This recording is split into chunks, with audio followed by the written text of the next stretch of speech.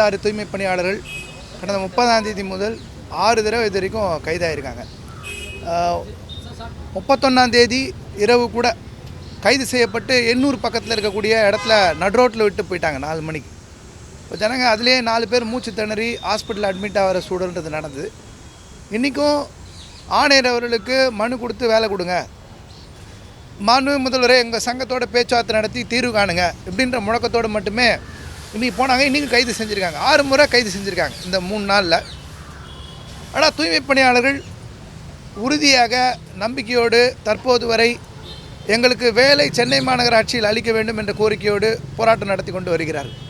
இதில் என்னென்னா, தற்போது வரை ஒரு அஃபிஷியல் பேச்சுவார்த்தை, ஒரு முறையான பேச்சுவார்த்தை என்பதை தற்போது வரை அரசு எங்களிடம் நடத்த மறுத்து வருகிறது. இதுதான் எங்களோட முக்கியமான பிரச்சனை. இன்றைக்கி தேதியில் நாங்கள் என்ன கேட்குறோன்னா, எங்களோட பேச்சுவார்த்தையை தூங்குங்க, தூய்மை பணியாளர்கிட்ட தூங்குங்க, ஏன் எங்களை தவிர்க்கிறீங்க? எங்களை கூப்பிட்டு வச்சு பேச்சுவார்த்தை நடத்தி எங்களோட கோரிக்கை என்ன, எங்களோட பிரச்சனை என்ன அப்படின்றத கேளுங்க. ஏன் நாங்கள் ராம்கிக்கு வேலைக்கு போக மாட்டோன்றதை பற்றி கேளுங்க.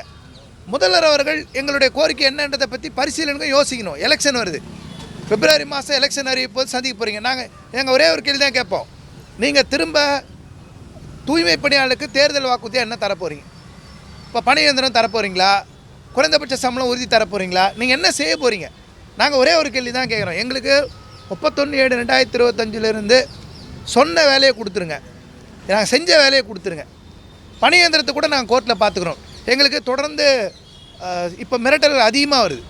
அதிகமான மிரட்டல் என்னென்னா, எப்படியாவது நிறைய பொய் கேஸ் போட்டு சங்க தலைவராக இருக்கிறவங்களே எப்படியா உங்களை உள்ளே தள்ளிடுவோம்.